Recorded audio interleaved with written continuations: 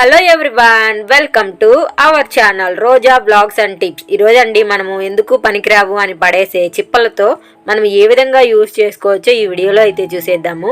ఈ వీడియో కానీ మీకు నచ్చినట్టయితే లైక్ చేయండి, షేర్ చేయండి. మా ఛానల్ ఎవరైనా కొత్తగా చూస్తూ ఉంటే ఛానల్ని సబ్స్క్రైబ్ చేసుకోండి. ఈరోజు చిప్పతో ఫస్ట్ టిప్ అండి. ఫస్ట్ వచ్చేసి మనమైతే చిప్పని బాగా కొబ్బరి తీసేసిన తర్వాత నీళ్ళతో అయితే బాగా కడుక్కోవాలండి. కడుక్కున్న తర్వాత ఇప్పుడు వచ్చేసి ఇందులో మనము కాగబెట్టిన పాలు గోరువెచ్చగా ఉన్నవైతే వేయాలండి.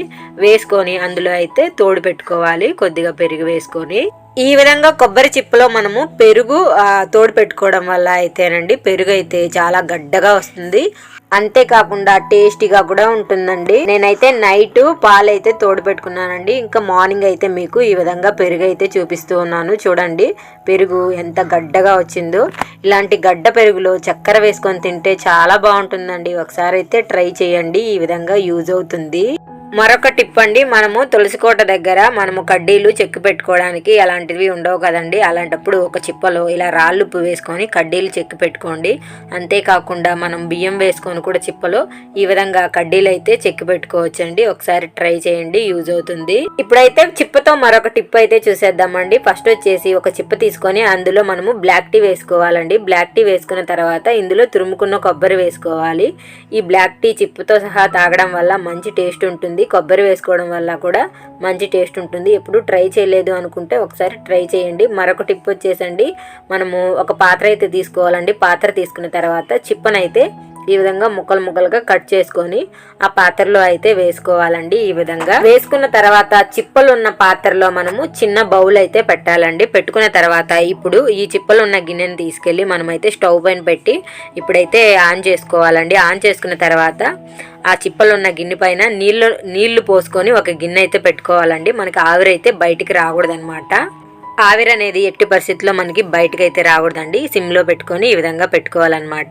పైన నీళ్లు వేడి అయ్యాయి అనుకున్నప్పుడైతే మనము ఇంకా ఆ గిన్నెను అయితే పైకి ఎత్తి చూసామనుకోండి, అందులో అయితే ఆవిరి రూపంలో ఈ కలర్లో అయితే మనకి పారాని అనేది రెడీ అయిపోతుందండి. ఈ విధంగా చిన్నప్పుడు మనము బెల్లం వేసుకొని పారాని అయితే చేసుకునే వాళ్ళం కదండి. చిప్పలు ఎందుకు పనికిరావని పడేస్తూ ఉంటాము. ఈ విధంగా ట్రై చేయండి, చాలా బాగా యూజ్ అవుతుందండి. ఇప్పుడైతే మరొక పాత్రలోకి నేనైతే కొంచెం పారాని తీసుకున్నానండి. దాని తర్వాత ఇప్పుడు కుంకుమ వేసుకొని ఒక బడ్సు పుల్ల తీసుకొని ఈ విధంగా అయితే మిక్స్ చేసుకుంటున్నాను అనమాట. ఇప్పుడైతే పిల్లలకి స్కూల్లో ఫంక్షన్స్ అవి ఇవి జరుగుతూ ఉంటాయండి. అప్పుడైతే పిల్లలకి మనము చేతికి అయితే పారాని పెట్టాల్సి ఉంటుంది. వాళ్ళైతే చాలాసేపులు పెట్టుకోలేరు కదండి. వాళ్ళు ఒక 5-10 నిమిషాలకే అయ్యో నా వల్ల కాదు అంటారు.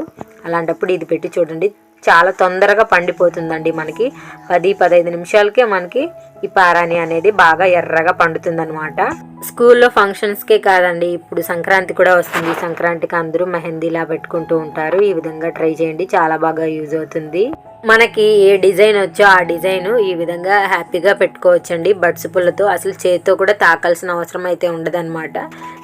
నేనైతే ఇప్పుడు నాకు వచ్చిన డిజైన్ అయితే పాపకైతే పెట్టేశానండి. చేతికి పెట్టేసుకున్న తర్వాత ఒక 10-15 నిమిషాలకైతే ఇప్పుడు మనము వాష్ చేసేసుకోవచ్చండి. ఎర్రగా పండిపోతుంది అనమాట. చూడండి ఇప్పుడైతే ఇది బాగా పండిపోయింది. ఇప్పుడు నేనైతే నీళ్ళల్లో కడుగుతూ ఉన్నానండి. కడిగిన తర్వాత చూడండి, మా పాప అయితే 10 నిమిషాలు పెట్టుకోవడానికి కూడా నా వల్ల కాదు అనిందండి. ఆ 10 నిమిషాలకి చూడండి ఇక్కడ ఎంత బాగా ఎర్రగా పండిందో. మనకి పనికిరావనే చిప్పలతో ఈ విధంగా కూడా ట్రై చేయించండి. ఒకసారి అయితే ట్రై చేయండి.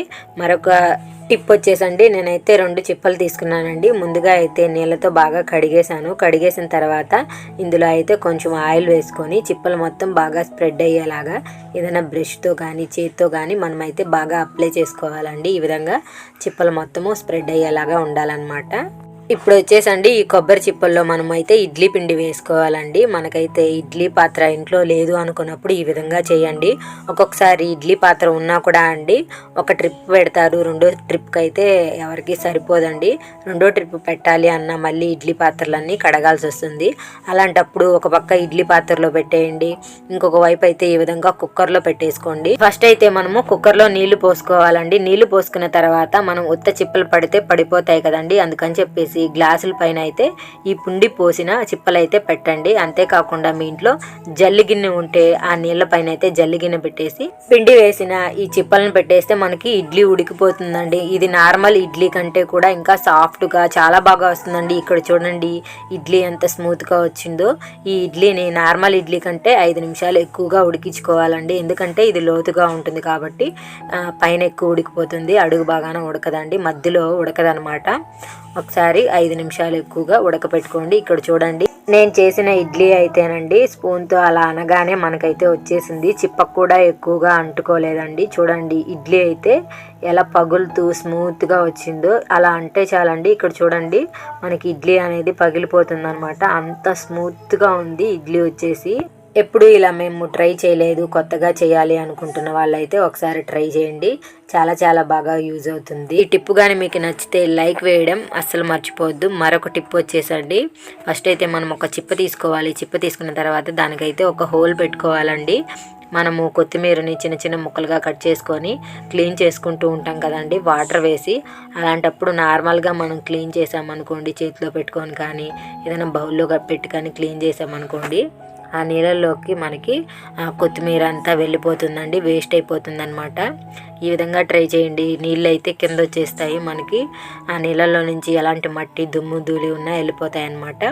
ఇంకా కొత్తిమీర అయితే మనకి ఒక ఆకు కూడా వేస్ట్ అయితే అవ్వదన్నమాట.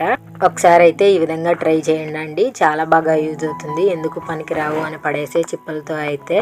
మరొక యూస్ఫుల్ టిప్ వచ్చేసండి, మనకైతే మిక్సీ జార్లో మనము మసాలాలు అవి ఇవి వేస్తూ ఉంటామండి. అలా వేసేటప్పుడు మసాలా జార్లు మనకైతే వాసన వచ్చేస్తూ ఉంటాయి. నెక్స్ట్ టైం ఏదైనా మనం చేసుకోవాలి అనుకుంటే ఈ మసాలా స్మెల్ అనేది వస్తూనే ఉంటుందండి. అట్లాంటప్పుడు మనము కొబ్బరి చిప్పని కొద్దిగా తీసుకొని మనమైతే గ్యాస్ పైన కాల్చుకోవాలండి. కాల్చుకొని ఈ మిక్సీ జార్లో అయితే వేసుకోవాలన్నమాట. ఇంకా ఈ పొగంతా ఇందులో ఉన్న స్మెల్ని మొత్తము తీసేస్తుంది. ఇంకా మనము ఈ మిక్సీ జార్ని యథావిధిగా యూజ్ చేసుకోవచ్చండి. మరొక టిప్ అండి, మనమైతే ఒక చిప్పని తీసుకోవాలి. చిప్పని తీసుకున్న తర్వాత అందులో అయితే కొబ్బరి పీచు వేసుకోవాలండి. కొబ్బరి పీచు వేసుకున్న తర్వాత ఇప్పుడు వచ్చేసి ఒక కర్పూరం బిళ్ళ వేసుకోవాలి. కర్పూరం బిళ్ళ వేసుకున్న తర్వాత ఇందులో వచ్చేసి మనము తెల్లగడ్డల పొట్టు ఉంటుంది కదండి, మనము తెల్లగడ్డ పొట్టు ఒలిచిన తర్వాత ఎందుకు పనికిరాదని పడేస్తూ ఉంటాము. అలా పడేయకుండా దాన్ని కూడా మనము ఒక దాంట్లో సేవ్ చేసి పెట్టుకొని మనం ఇంట్లో అయితే ధూపం వేసుకోవచ్చండి. దాని తర్వాత ఇప్పుడైతే నేను 4-5 లవంగం మొగ్గలు కూడా ఇందులో వేసాను. వేసుకున్న తర్వాత ఇప్పుడైతే దీన్ని అయితే నిప్పు పెట్టానండి. నిప్పు పెట్టిన తర్వాత ఇది బాగా మండింది అనుకున్నప్పుడు ఇంకైతే దీన్ని మనం ఆరిపేయాలి. ఆరిపేసిన తర్వాత ఇప్పుడు చూడండి ఇల్లంతా ఒక మంచి స్మెల్ అయితే వస్తుందండి. అంతేకాకుండా మంచి పొగ కూడా వస్తుంది. రోజు సాయంత్రం పూట ఇంట్లో కానీ పొగ వేసుకున్నాం అనుకోండి, ఇంట్లోకి దోమలు అనేటివి రానే రావండి. ప్రతిరోజు చేయాలి. మనం 1-2 రోజులు వేసేసి ఇంకా మన ఇంట్లోకి దోమలు వస్తున్నాయి అనుకుంటే కుదరదండి. ప్రతిరోజు వేసుకోవడానికైతే ట్రై చేయాలండి. ఇల్లు మొత్తము ఈ విధంగా వేసుకోవాలి. ఇంకా ఇల్లు మొత్తము తిరగలేము అనుకునే వాళ్ళు ఒక చోట గ్లాస్ పైన ఈ విధంగా చిప్ప పెట్టేయాలండి. ఈ పొగ మొత్తము ఇల్లంతా వెళ్తుందనమాట.